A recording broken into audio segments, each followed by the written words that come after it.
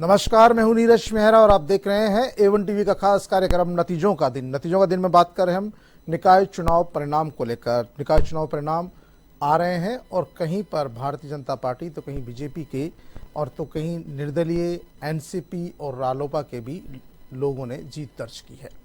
कई जो बोर्ड है वहाँ पर कांग्रेस को स्पष्ट बहुमत मिला है, तो अजमेर भीलवाड़ा में भारतीय जनता पार्टी के बोर्ड बनते हुए नजर आ रहे हैं।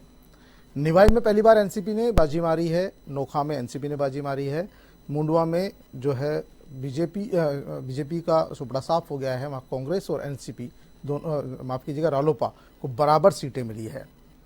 इन चुनाव नतीजों को लेकर कांग्रेस और भारतीय जनता पार्टी के अपने अपने दावे हैं। दोनों ही पार्टियों से हमारे पास नेता है यहाँ पे। अशोक जी शेखावत है भारतीय जनता पार्टी से, आपका स्वागत है। राजेंद्र आर्य हैं कांग्रेस पार्टी से, आपका भी स्वागत है।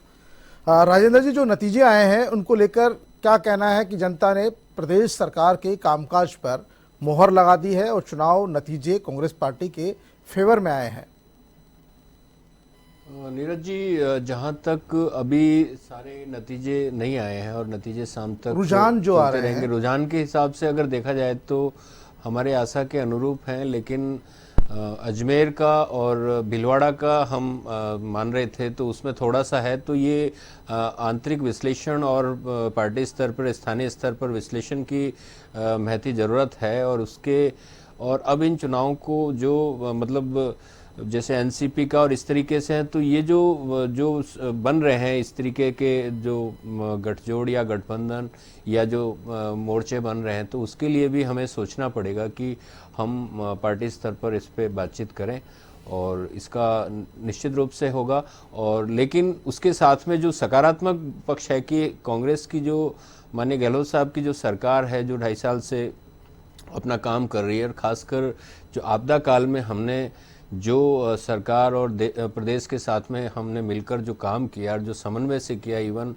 हमने विपक्षी सांसदों के साथ और विपक्षी दल के नेताओं के साथ भी और सामाजिक क्षेत्र के लोगों के साथ भी, एनजीओज के साथ में जो समन्वय किया, उसका परिणाम यह हुआ कि हमें राजस्थान को एक पूरे देश के अंदर एक मॉडल स्टेट के रूप में माना गया और उसके साथ में माननीय प्रधानमंत्री जी ने चुनाव में निश्चित रूप से लाभ मिला है। और उस बात के लिए हमारी जो सकारात्मक कैंपेन है उसके अंदर हम मुद्दों के साथ में चुनाव में जा पाए और हमारे पास में कोई भी ऐसा विरोधाभास वाली बात नहीं थी। जबकि दूसरी जगह पे अगर आप देखेंगे तो कहीं पे मतलब जाति या धर्म के आधार पे या इस तरीके से जो वो होते हैं मतलब प्रचार, तो हम उस चीज़ से दूर रहे और हमने हमेशा अपनी गुड गवर्नेंस और हमारे जो काम है उसके आधार पर गए और उसका हमें कहेंगे। राजेंद्र जी का कहना है कि कांग्रेस पार्टी गुड गवर्नेंस के आधार पर चुनाव मैदान में गई और उसके नतीजे सामने देखने को मिले। अशोक जी, किस तरह से देखते हैं आप इन नतीजों को? क्या लग रहा है आपको? कांग्रेस पार्टी के फेवर में जहाँ नतीजे आ रहे हैं, वहीं भारतीय जनता पार्टी ने भी जो प्रमुख बोर्ड थे अजमेर और भीलवाड़ा में कब्जा किया है। बहुत सारी सीटों पर जो भारतीय जनता पार्टी कांग्रेस पार्टी से बहुत आगे है। तो कहीं ना कहीं आपको लगता है सरकार के खिलाफ मैंडेट भारतीय जनता पार्टी को मिला है, लेकिन राजसमंद में आपको चिंता की ज़रूरत है क्योंकि वहाँ पर हमेशा आपका बोर्ड बनता आया है, लेकिन इस बार वहाँ कांग्रेस पार्टी का बोर्ड बनने जा रहा है। और हालांकि थोड़े दिनों पहले ही जो पूर्व मंत्री थी किरण माहेश्वरी जी, उनका निधन हुआ है, तो सिंपैथी मिलने की उम्मीद की जा रही थी, लेकिन कहीं न कहीं वो नतीजा भारतीय जनता पार्टी के लिए भी चिंता का विषय हो सकता है। आप किस तरह से देखते हैं इस पूरे नतीजे को? देखो, चुनाव के नतीजे का जनता का आशीर्वाद है और जनता का आशीर्वाद हर पार्टी को मिलता है। जहाँ तक आप देखेंगे 2019 की आप परिप्रेक्ष्य में देखिए, चुनाव होते थे 1995 से लेकर के 2015 तक, मतलब इन सालों में 20 सालों के अंदर जो चुनाव हुए वो 141 नगर निकाय और 138 के लगभग हुए। अब इन्होंने क्या किया कि एक साथ चुनाव नहीं कराए, उसमें भी टुकड़े करवाए। टुकड़ों का नतीजा आप देखिए कि आप सरकार कह रहे हैं कि साहब ने गुड गवर्नेंस किया, आप चुनाव में उलझे रहे। पंचायतों को आपने टुकड़े किए, ग्राम पंचायत की अलग, पंचायत समिति अलग, जिला परिषद की अलग चुनाव, और 21 जिलों का करवाया और 12 जिलों का अभी अटका पड़ा और 18 नगर पालिकाएं अटकी पड़ी है। मतलब आप खुद कह रहे हैं मुख्यमंत्री जी, मैं तो चुनावों में ही 2 साल, सवा 2 साल हो गए मुझे चुनाव के अंदर, तो आपने कह रहे हैं कि साहब ने गुड गवर्नेंस की। तो ये कहाँ से साबित होगी कि गुड गवर्नेंस आपने किया, जनता के आपने काम किए, आप चुनाव में रहे। और जिसकी आप देखिए पंचायत के जो इलेक्शन होते हैं, क्या भारतीय जनता पार्टी वहाँ 14 या जिला परिषद के प्रमुख बना लेती है और कांग्रेस 5 बनाती है? वो विचारने पर्सन नहीं है कि वहाँ 2.5 करोड़ वोटर हैं, यहाँ कितने हैं? 30 लाख वोटर हैं। वोटरों की मैं तुलना नहीं कर रहा, लेकिन तुलना इसलिए की जाती है कि नगर निकाय के चुनाव में, यदि नगर निगम के चुनाव होते हैं, 2019 के अंदर 3 नगर निकाय के चुनाव हुए नगर निगम के, 215 वार्ड, अशोक जी मैं रोकना 104 चाहूंगा में आपको। बीजेपी जीती, 68 के चुनाव अंदर कब कांग्रेस होंगे जीती। इसका फैसला निर्वाचन आयोग करता है नहीं। या सरकार खुद कर रही है सब काम? ये सरकार कर रही है। सरकार जब तक ये प्रपोजल बना के चुनाव आयोग को नहीं भेज देती, जब तक चुनाव आयोग ने इनको रिमाइंडर भेजा बार बार में कि साहब चुनाव समय पर करा लीजिए, क्योंकि आपके इनके नतीजे अगस्त के अंदर जा रहे हैं, 2020 के अंदर आप चुनाव करा लीजिए। इन्होंने चुनाव नहीं करवाए, इनका हम डिलिमिटेशन कर रहे हैं। डिलिमिटेशन के पावर में आती है तो सरकार के पावर में आती है, चुनाव का कोई नहीं होता। प्रपोजल बना के आप भेजिए। 129 नगर निकायों के चुनाव होने थे, आपने 50 के कराए, अब 90 के करा रहे हो, फिर 18 के कराओगे, फिर नगर आप पंचायत समिति वाले करवाओगे 12 जिलों के। तो आप 2021 को भी चुनाव में धकेलना चाहते हो। अब बाई इलेक्शन एक अलग चीज हो सकती है, प्रोसेस अलग हो सकता है बाई इलेक्शन का, लेकिन पंचायती राज का नगर निकाय को आपने चुनावों के अंदर धकेला है, तो आपने कोई काम तो किया ही नहीं है। प्रशासनिक व्यवस्था सारी चुनावों में लग रही है। तो इस प्रकार से फिर आपका वार्डों का क्या किया आपने? मैं कह रहा हूं कि जैसे बीकानेर है, उदयपुर है और भरतपुर के चुनाव हुए नगर निगम के चुनाव, तीनों जगह भारतीय जनता पार्टी को ज्यादा टिकटें मिली, सीटें मिली वहां पर, और 215 में से 104 और 68 कांग्रेस को मिली, 36 सीटें ज्यादा। तो मतलब नगर निगम में तो भारतीय जनता पार्टी, और आज अजमेर में चुनाव है, वहां 48 सीटें आ रही है भारतीय जनता पार्टी को 80 में से। तो नगर निगम चुनाव के अंदर वहां आबादी के हिसाब से वार्डों का गठन था, बड़े वार्ड थे, लेकिन छोटे वार्डों को इन्होंने क्या किया, जहां पर 1000 का संख्या थी वहां इन्होंने 250 कर दिया, 300 कर दिया। जिन वार्डों में इनको पता था कि हम जीत सकते हैं, उनके 3-3, 4-4 टुकड़े किए गए। जहां पता था इन वार्डों में हम नहीं जीत सकते, उनको यथास्थिति रख दिया या उनके 2 भाग कर दिए गए।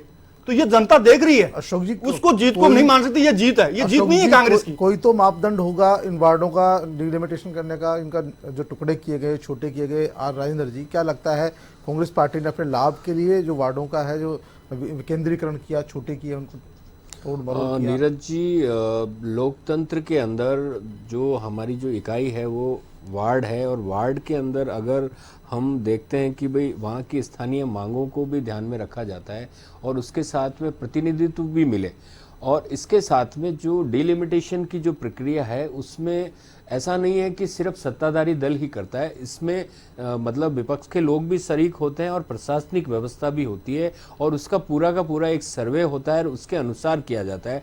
तो इसको राजनीतिक रूप से कहना कि साहब फायदे के लिए किया, ये गलत है। आप मतलब एक रायशुमारी करके देखिए कि छोटे वार्ड होने से हमारी जवाबदेही बढ़ती है और हम विकास का एक स्वच्छ मॉडल लेके चलते हैं, तो उसमें काम ज़्यादा होते हैं। और जहाँ तक पंचायतों की बात है तो साहब पंचायतों का भी मैं बताता हूँ, आप अगर हमारे पश्चिमी राजस्थान में जाएंगे तो वहाँ पे क्या पॉपुलेशन डेंसिटी बहुत कम है, तो ढाणियाँ दूर दूर बसी भी है, कई कई ढाणियों को जाने के लिए आपको 20-20 किलोमीटर जाना पड़ता है। तो पंचायतों का मुख्यालय एक जगह हुआ, दूसरी जगह होता नहीं है। स्कूल जैसे हमने ये निर्णय लिया कि भाई हमारा पंचायत जो जिला ग्राम पंचायत मुख्यालय है वहाँ पे हमारा सीनियर सेकेंडरी स्कूल, हमने अगर ज़्यादा ग्राम पंचायत बनाए या ज़्यादा मंडल में सदस्य बनाए तो उससे तो जनता को ही फायदा हो रहा है, हमारी तो जवाबदेही बढ़ रही है कि भाई हम उनका प्रतिनिधि वहाँ पे दे रहे हैं, और प्रतिनिधि जवाबदेही सरकार से मांगता है, उनसे काम करवाता है। तो ये बात तो ये लोकतंत्र में एक अच्छी बात है कि अगर हम सत्ता का विकेंद्रीकरण करते हैं, और वहीं दूसरी ओर अगर हम माननीय नरेंद्र मोदी जी का देखेंगे तो वो पूरी सत्ता को अपने आप में केंद्रित कर लेना चाहते हैं। और आज हालात ये हो गए कि राज्यों को जो अपना हिस्सा मिलता था, जीएसटी का जब ये लेके आए तब इन्होंने कहा कि साहब हम जीएसटी मतलब जीएसटी से जो राज्यों की क्षतिपूर्ति वो होगी, मतलब नुकसान होगा, उसको हम कंपनसेट करेंगे, आने वाले 2 साल तक क्षतिपूर्ति करेंगे। आज हालात ये हो गए कि राज्यों को अपने हिस्से का भी नहीं मिल रहा है, क्षतिपूर्ति तो दूर की बात है। और दूसरा, जैसे नोटबंदी में भी हालात खराब हुए, आज अगर हम देखते हैं कहीं न कहीं आप विषय से भटक रहे हैं। तो नहीं, विषय से नहीं भटक रहा हूँ नीरज जी, मेरा कहने का मतलब है कि हम सत्ता का विकेंद्रीकरण कर रहे हैं, और वो सत्ता का फायदा एक पार्टी को नहीं मिलता है, उसका फायदा सबको मिलता है। आप सही कह रहे हैं, मैं वही कह रहा हूं सर, राजनीतिक पार्टियां सब उसका लाभ उठाती है। अशोक जी, सबसे बड़ी बात है कि भिंडर में जनता सेना, मुंडवा में रालोपा, निवाई और नोखा में एनसीपी, इस तरह की पार्टियां कांग्रेस को भी नकार रही है, भारतीय जनता पार्टी को भी नकार रही है, जबकि राजस्थान की परिपाटी रही है कि वो या तो बीजेपी या कांग्रेस या फिर निर्दलीय। लेकिन इस तरह की जो पार्टियां थी उनको भी अपना रही है, गले लगा रही है। आप किस तरह से देखते हैं इसको? देखो, जिस प्रकार की आपने बात कही उसका आप विश्लेषण आप 3 तरीके से कर सकते हैं। जी बिल्कुल। नगर पालिका, नगर परिषद और नगर निगम। नगर निगम के अंदर आप बात करोगे तो भारतीय जनता पार्टी और कांग्रेस और कुछ निर्दलीय यहां तक सीमित है। नगर परिषद में थोड़ा सा ज्यादा है, मतलब इन दो में कोई दिक्कत नहीं। नगर पालिका में है, नगर पालिका में मैं फिर कह रहा हूं कि आपके वार्ड को छोटा करोगे, आपका पड़ोसी चुनाव लड़ रहा है, आपके सामने वाला लड़ रहा है, आपके बगल वाला लड़ा चुनाव लड़ रहा है, बोले आप इस पार्टी से आपके सिंबल से लड़ोगे तो हम आपको वोट नहीं देंगे। प्रैक्टिकली है, ये दोनों पार्टियों के लिए है, चाहे तीसरी पार्टी के लिए, उनके दोनों के लिए प्रैक्टिकली है, इसलिए वो नहीं उभर पाते। और वहां की परिस्थिति होती है कि साहब यहाँ पर हम चुनाव लड़ाएं, कभी कभी ये होता है कि एक वार्ड से 12-12, 13-13 आते हैं कि साहब हमें टिकट दीजिए, उसमें चुनाव करना और उसमें 500 या 400 टोटल वोटर्स होते हैं। नहीं, लेकिन आपको लगता है कि कार्यकर्ताओं ने दोनों पार्टियों को नकार दिया, लोगों ने, स्थानीय लोगों ने, कि ना तो कांग्रेस पसंद है उनको, ना बीजेपी पसंद है, तीसरी पार्टी जिनका कोई वर्चस्व नहीं था राजस्थान में, उनको उन्होंने पालिकाओं में बोर्ड बना दिए उनके। देखो हर चुनाव के अंदर अलग अलग परिस्थितियां होती है। नगर परिषद की बात नहीं कर रहा, नगर पालिकाओं में ज्यादा हो रहा, नगर परिषद में नहीं हो रहा। जहां बड़े हैं, लार्ज लेवल पर है, वार्ड भी बड़े हैं और जनसंख्या भी ज्यादा है और वोटर भी ज्यादा है। छोटे लेवल पर है, कोई उनका करके कोई राजेंद्र जी, आपको लगता नहीं मंथन की जरूरत है इस विषय में? आपको चिंता की जरूरत है, पार्टी को अपने स्तर पर सोचना होगा कि ये आखिरकार जो पार्टियां, हो सकता है पालिका में या परिषद में इनको बढ़ावा मिल रहा है, ये अपना दमखम दिखा रही है, हो सकता है आने वाले विधानसभा चुनाव में भी अपना दमखम दिखाए। तो कहीं ना कहीं आवश्यकता तो इस बात की है कि पार्टी को विचार करना होगा कि क्योंकि जो आपने अपने लोगों को दरकिनार किया, वही लोग तो उन पार्टियों में जा रहे हैं और वही लोग अपने आप को स्थापित करके बता रहे हैं कि देखिए आपने टिकट नहीं दिया, हमने नई पार्टी खड़ी कर दी और नई पार्टी से हम यहाँ पे अपना बोर्ड बना रहे हैं। नीरज जी, आपकी बात से मैं पूर्णतः सहमत हूँ। आपने जो ये बात कही उस बात के लिए बिल्कुल निश्चित रूप से कारण क्या है कि जितना छोटी यूनिट उतनी ज़्यादा अपेक्षाएं। अब ये समस्या राजनीतिक दलों के सामने और खासकर बड़े राजनीतिक दलों के सामने ये निश्चित रूप से ये अपने आप में एक वो है कि भाई हमें समन्वय रख के और सबके साथ में और उस तरीके से जैसे करें कि भाई जो इधर से छिटक के उधर जाके उन्होंने कुछ मोर्चा वगैरह बना लिया, तो इस तरीके की चीज़ों के लिए एक तरीके से ये केस स्टडी है और उसके ऊपर आने वाले समय में निश्चित रूप से बातचीत होगी और वो अपना दमखम दिखाने के लिए जैसे हुए, लेकिन सत्ता के साथ रहेंगे निश्चित रूप से। मान के चलिए आप कि भाई उनको अपने क्षेत्र के विकास के लिए राज्य सरकार के साथ में समन्वय भी रहेगा उनका और वो साथ में काम भी करेंगे। तो और सबसे बड़ी बात यह है कि जो लोग विकास को पसंद करते हैं या विकास की जो अवधारणा में बिलीव करते हैं, उनको सरकार के साथ और खासकर कांग्रेस के साथ, क्योंकि भारतीय राष्ट्रीय कांग्रेस का एक स्पष्ट मान्यता है कि हम जो हमारे बेसिक नीड्स होती हैं, जैसे शिक्षा, स्वास्थ्य, रोजगार और आपका भोजन, हम इन चारों चीज़ों को एक अधिकार के रूप में देते हैं। चाहे राइट टू एजुकेशन की बात हो, चाहे राइट एम्प्लॉयमेंट की गारंटी की बात हो, मतलब रोजगार गारंटी की बात हो, चाहे भोजन के अधिकार की बात हो, जो खाद्य सुरक्षा अधिनियम हम लेके आए। और अब हम इससे आगे, आपने अगर कल नोटिस किया हो तो गांधी जी की शहीदी दिवस के ऊपर माननीय मुख्यमंत्री जी ने आयुष्मान भारत, राजेंद्र जी कहीं आ रहे हैं, कहीं कहीं चौंकाने वाले भी है, पार्टियों को सबक लेने वाले भी हैं। अशोक जी, क्या लगता है आपको, वाकई में मंथन की आवश्यकता है? नहीं, देखो पार्टी कोई भी हो, चाहे जीत हो चाहे हार हो, मंथन सबको करना चाहिए। मंथन नहीं करोगे तो आगे की प्रक्रिया क्या होगी, आपको क्यों आगे भी चुनाव आएंगे, उनके बारे में उसी जिलों में उपचुनाव भी होने वाले। उससे पहले मैं बताऊं, इनके जैसे डिलिमिटेशन की बात करें। जी बिल्कुल। डिलिमिटेशन के लिए कानून बना हुआ है कि आप डिलिमिटेशन कैसे करोगे। 2015 में डिलिमिटेशन हो गया, फिर आपने दोबारा किया, वार्ड उसमें बढ़ चुके थे और फिर किया 2011 की जनसंख्या के अनुसार। फिर आता है कि वार्ड के अंदर में समानुपात होना चाहिए, 100-150 वोटों का हो जाए तो फिर कोई ज्यादा नहीं फर्क पड़ता, लेकिन 1000 वोट 250 वोट बहुत फर्क है एक वार्ड में। ये अंतर हमने कहा कि ये अंतर नहीं होना चाहिए। ये अंतर था तो कांग्रेस को इसमें बेनिफिट हो रहा था और इसका बेनिफिट भी मिला इनको। तो आपको लगता है इन चुनाव में फायदा मिला कांग्रेस पार्टी को इसका? हाँ मिला है, क्यों नहीं मिला, नगर पालिका में मिला है आराम से, चाहे ये जीत के हो चाहे निर्दलीय जीत के हो। आज 27% यदि निर्दलीय को वोट परसेंट मिलता है, 50 नगर निकाय चुनाव भी इससे पहले हुए उसके अंदर, तो ये दिखाता है कि आपने छोटे वार्ड किए, इसका 27% ऐसा आया। आप उसको कहो कि जनता का निर्दलीयों के प्रति विश्वास हो रहा है, कार्यकर्ता हो चाहे बीजेपी को चाहे कांग्रेस को, है जरूर है, चाहे वो लोकसभा में देते हो चाहे आपके विधानसभा में देते हो, लेकिन वहां आते हैं तो वहां के ऊपर वो स्थानीयता होती है, स्थानीय के आधार पर वो वोट देते हैं, पार्टी को उनको वहां पर महत्व कम देते हैं। तो डिलिमिटेशन करना था, आपको तरीके से करना चाहिए था, आपको तो डिलिमिटेशन नहीं किया।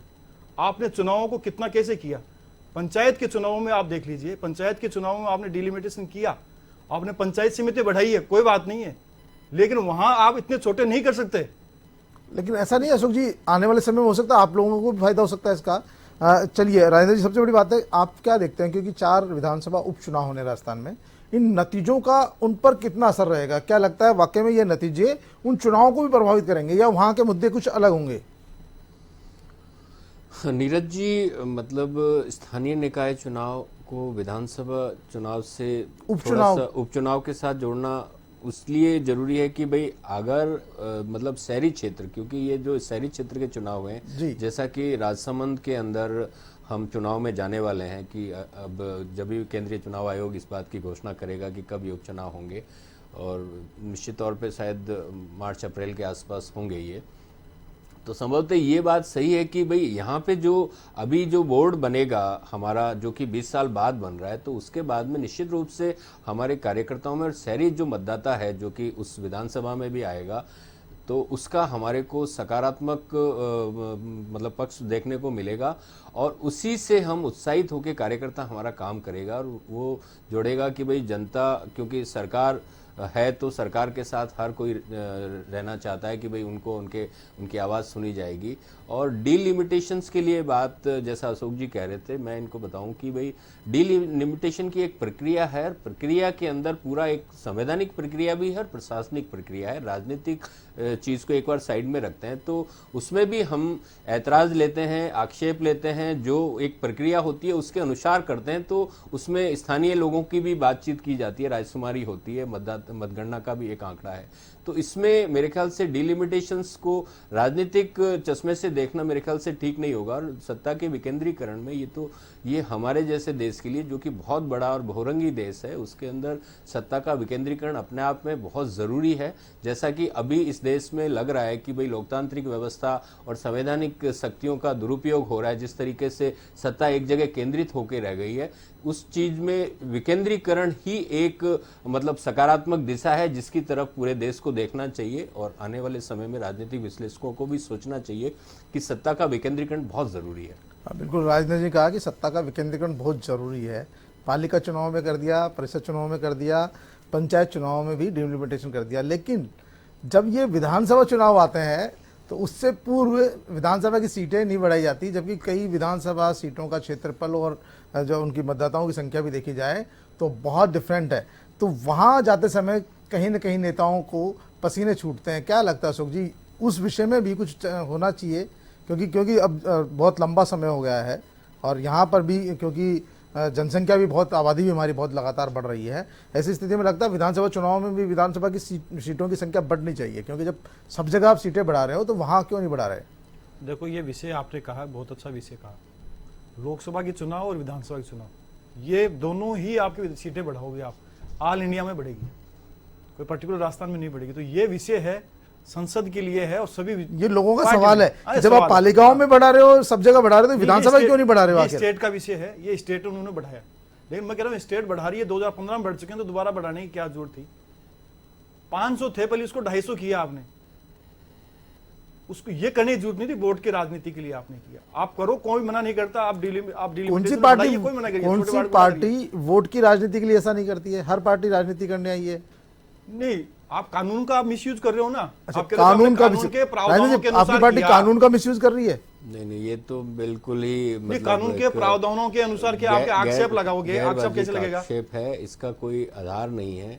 अगर इस तरीके से देखेंगे तो मेरे ख्याल से कानून का मिसयूज नहीं करते, क्योंकि जो हमारी जो कार्यपालिका है, कार्यपालिका अपने आप में वो चुनाव से जीतकर नहीं आती है, वो अपने हिसाब से काम करती है, और उसको हम इस तरीके से कहें कि साहब कानून का मिसयूज हो रहा है, तो ये बहुत गलत बात है। अशोक जी, आपको लगता है, मान लो डिलिमिटेशन 2015 में हो चुका, दोबारा डिलिमिटेशन कर रहे हो, मुझे लगता है राजस्थान में पहले कभी नहीं हुआ। आपने परिपाटी तोड़ी है। यदि कांग्रेस ने डिलिमिटेशन उनके शासनकाल में कर दिया तो 10 साल उसके बावजूद भी सफलता आपको मिल रही है ना? उसके बावजूद सफलता आपको मिल रही है? नहीं, सफलता हमसे इससे ज्यादा मिलती है, मेरी सफलता। अच्छा, आपको लगता है सफलता ज्यादा मिलती है? ज्यादा सफलता। अशोक जी, आपको लगता है इस जो उपचुनाव आ रहे हैं उसमें आपको जरूर फायदा मिलेगा इन तमाम बातों का, या फिर सरकार के खिलाफ जो मुद्दे आप लोगों ने उठा रखे हैं उन मुद्दों को ही लेके जाएंगे आप लोग? ये सही है कहा कि आपने, यदि विधानसभा के चुनाव की हम बात करें तो विधानसभा के चुनाव एक लार्ज लेवल पर है, उपचुनाव बाई इलेक्शन होंगे जो, उन इलेक्शन के अंदर आप देख लीजिए, चाहे उनकी जनसंख्या का और वोटों का प्रतिशत का बहुत ज्यादा अंतर आएगा। वो असली परीक्षा होगी, क्योंकि उसमें ग्रामीण वोट भी आएंगे। ग्रामीण वोट जो आए वो अब पंचायती राज के अंदर साबित कर दिया है कि कांग्रेस उसमें विफलता हो चुकी है। उनकी जो योजनाएं थी, उन योजनाओं को आप जो वादे किए, उन वादों को आपने पूरा नहीं किया। वो पंचायती राज के चुनाव में डिक्लेयर हो चुका है। और ये कह रहे हैं कि साहब राजसमंद में हम आ गए, तो राजसमंद के इसके अलावा एडोजोनली आपके ग्रामीण क्षेत्र भी पड़ता है। उस ग्रामीण क्षेत्र के अंदर आपने पंचायती राज में देखें तो क्या हुआ, वहां कांग्रेस आगे नहीं आई है, वहां कांग्रेस पीछे रही है। आपके पास 5 जिला परिषद के जो आपके प्रमुख हैं वो बन पाए, बाकी नहीं बन पाए। तो आपकी योजना धरातल पर लाने के लिए आपको करना चाहिए था। आप तो सिर्फ चुनाव की मोड़ में और आगे भी हो। और हमें चाहते हैं कि आप कहते हैं कि साहब राजनीतिक नियुक्तियां हैं, मंत्रिमंडल विस्तार है, उसके लिए भी कह रहे हैं कि साहब ये चुनाव है, तो उनके अपने आदमियों के अंदरूनी हमारा मामला नहीं है इनका खुद का मामला। उस मामले के अंदर इतना काला किया जा रहा है, फिर आपको उसका जनता का भला नहीं हो रहा कि चुनाव हो रहे हैं ना बार बार। इसका तो फायदा आपको मिलना चाहिए। मैं कह रहा हूं जनता का बेनिफिट, फायदा नुकसान की बात नहीं है। बात तो यह है कि जनता को बेनिफिट कैसे मिले। यदि बार बार में आप टुकड़ों में चुनाव कराओगे, आचार संहिता लगाओगे, तो उसका परिणाम क्या होगा, प्रशासनिक सारा वहां लग जाएगा और पार्टियां भी लग जाएगी उसके अंदर, चाहे कांग्रेस हो, बीजेपी हो, चाहे कोई अन्य दल हो, वो भी उसमें लगेगा। तो सारा समय आप इसी चुनाव में लगा दोगे, 2.5 साल में चुनाव के अंदर। और अभी भी पता नहीं है कि बाकी वाले हैं वो कब होंगे। तो 2021 में होंगे तो कम से कम 3 चरणों में चुनाव होंगे और फिर आचार संहिता लग जाएगी इनकी। तो 3 साल में ये चुनाव में चलते रहेंगे। राजनीति का सीधा सीधा आरोप है कि कहीं न कहीं सरकार ने चुनाव में जनता को उलझा रखा है, राजनीतिक पार्टियों को उलझा रखा है। ऐसे में विकास कार्य ठप हो रहे हैं और जो लाभ मिलना चाहिए था आम जनता को नहीं मिल पा रहा है। ये गहलोत साहब ने भी कहा है, मैं मेरी तरफ से तो कह रहा हूँ, बात तो है ही है। गहलोत साहब ने कहा कि मैं चुनाव हो रहे, मैं क्या करें, बार बार में तो विकास कार्य रुक रहे हैं। मतलब गहलोत साहब खुद परेशान भी है और फिर सवाल भी उठा रहे हैं। सवाल भी उठा रहे हैं। ये तो मतलब आपके सवाल को कहीं न कहीं वो सपोर्ट कर रहे हैं। राजेंद्र जी, सबसे बड़ी बात है, आपको लगता है विधानसभा उपचुनाव में इसका असर दिखेगा आप लोगों को? क्योंकि जो नतीजे आ रहे हैं, जिस तरह के नतीजे आ रहे हैं, वाकई में बहुत अच्छे नतीजे कह सकते हैं आप, क्योंकि दोनों पार्टियों को कई जगह पे मतदाताओं ने सबक भी सिखाया है, दोनों को दरकिनार कर दिया, दूर कर दिया कि नहीं आप लोग नहीं चाहिए, हमें तीसरा ही चुनेंगे हम लोग। जो विधानसभा के उपचुनाव होंगे उसमें निश्चित रूप से हमें इसका फ़ायदा मिलेगा, क्योंकि राजसमंद की जो सीट थी वो हमारी सीट नहीं थी। उसमें पूर्व जो मंत्री किरण माहेश्वरी जी थी और काफ़ी बीजेपी की कद्दावर नेता थी। मैं अशोक जी से इस बात के लिए कहना चाहता हूं कि ये बार बार कह रहे हैं कि भाई इनको 72 सीटें जिताकर विपक्ष में बिठाए, लेकिन ये विपक्ष की क्या भूमिका निभा रहे हैं, ये तो अपनी अंदरूनी कलह में ही डूबे हुए हैं। और आज अगर उनकी वसुंधरा जी मीटिंग्स में नहीं आती है, कोर ग्रुप की मीटिंग्स में नहीं आती है, आपस में जो चल रहा है कोई समन्वय नहीं है, कोई कुछ भी बोल दे रहा है, कोई कुछ भी बोल दे रहा है, तो ये सारी चीजें, ये सारी चीजें मतलब आज विपक्ष की भूमिका को में ये चीज नहीं चल सकती क्योंकि आप सरकार के अंदर हो। विपक्ष कहाँ भूमिका निभा रहा है, विपक्ष किसी बात में आ नहीं रहा है। आज विपक्ष की सत्ता नहीं है, सत्ता आपकी है, राजस्थान से आपको निभाना चाहिए कि आपके आदमियों को कैसे सेट करना है। सुनिए मेरी बात, सेट कैसे करना है भारत आपको दिखाना है। ये नहीं है कि आप जाके होटल के अंदर बैठ जाओगे और होटल से सरकार चलाओगे, ये से नहीं चलेगा। हमारा जो फेडरल स्ट्रक्चर है उसके अंदर हमारे जो लोकसभा के प्रतिनिधि होते हैं उनकी भी बहुत बड़ी भूमिका होती है। राजस्थान से 2019 के अंदर डाल देते हैं, मतलब काम कुछ मत करो। सुनिए मेरी बात, काम खुद राजस्थान से 25 सांसद चुनकर भेजे, सरकार खुद नहीं करेंगे कुछ। 25 सांसद कहाँ हैं, क्या कर रहे हैं, किस बात के लिए? राजस्थान के अंदर जो परियोजनाएं लंबित पड़ी है, चाहे ईस्ट राजस्थान कैनाल प्रोजेक्ट की बात हो, चाहे रिफाइनरी की बात हो, हमें जो केंद्र के मध्य में जो बिल्कुल प्रपोजल बहुत पहले से गया हुआ है, नहीं है, बहुत पहले से जा चुका है डिपार्टमेंट ने वापस प्रपोजल भेजा है। ये बताना चाहता हूं कि आज आपका स्टेट गवर्नमेंट का इतना आज अगर एमपी उसका प्रपोजल बना के भेजा आपने नहीं भेजा। नीरज जी, मैं बताना चाहता हूं कि पहले मतलब केंद्र की योजनाओं में पूरा पैसा केंद्र खर्च करता था। उन्होंने, ये मोदी जी ने आने के बाद में सारा का सारा इन्होंने राज्यों का शेयर बढ़ा दिया। आज हालात ये हो गए कि आप सत्ता में नहीं आए थे, मतलब आप सत्ता में ये कह के आए थे कि हम विकास का काम करेंगे। नहीं, आप लिख देते साहब मोदी जी ये करेंगे। देखिए अशोक जी, राज्य सरकारें राज्य चलती सरकारें तो केंद्र केंद्र के सरकार बिना- के बिना चल नहीं सकती केंद्र है, सरकार के बिना क्योंकि चल नहीं टैक्स सकती। लेगा जो हमारा संविधान में जो बना हुआ केंद्र है सरकार यदि कोई टैक्स उसके लेता अनुसार- जीएसटी के माध्यम से तो जाएगा तो लेकिन- राज्यों में ना भाई पैसा। जीएसटी तो का कहाँ पैसा जाएगा? नहीं कोई- आ रहा ना, वहाँ तो राज्यों जाएगा को नहीं, पैसा जाएगा मिल तो नहीं राज्य रहा। में जाएगा ना। चलिए राज्यों को जीएसटी का पैसा मिल जीएसटी नहीं का रहा। कहाँ पैसा रहा है? जीएसटी का पता नहीं पैसा कहाँ जा रहा है। जा रहा है ना। जीएसटी जा का रहा है? पैसा जा तो राज्यों को दे रहे हैं जीएसटी ना। का पैसा बिल्कुल भी राज्यों में अपने हिस्से का जीएसटी राज्यों को समय से नहीं मिल पा रहा है। इस तरह का कल भी 2 दिन पहले भी मुख्यमंत्री जी ने चिट्ठी लिखी है प्रधानमंत्री जी के नाम पे कि बहुत सारे राज्यों की जीएसटी बकाया है, वो उसका भुगतान करें, लोन की लिमिटेशन बढ़ाएं। क्षतिपूर्ति। वो लोन अलग राज्य सरकारें क्यों ले नीरज तो- जी, लोन केंद्र सरकार लेना, वो उसकी राज्यों लिमिट को बढ़ाने की उनके बात हिस्से भी का कर दे, रहे वो हैं। कह रहे हैं कि भाई क्षतिपूर्ति की बात है, वो जो टैक्स का डिस्ट्रीब्यूटर है उसकी तो है ही नहीं समस्या, क्षतिपूर्ति बिल्कुल की बात उसका भी है, और लोन की क्षतिपूर्ति लिमिट लिखा हुआ है कि आपको लोन लेना की पड़ेगा। लिमिट बढ़ाने की बात भी वो कर रहे हैं। लेकिन सबसे बड़ी बात है, देखिए, क्योंकि राजस्थान राज्य सरकारें अपने विजन पर काम करती है, सेंट्रल गवर्नमेंट अपने विजन पर काम करती है।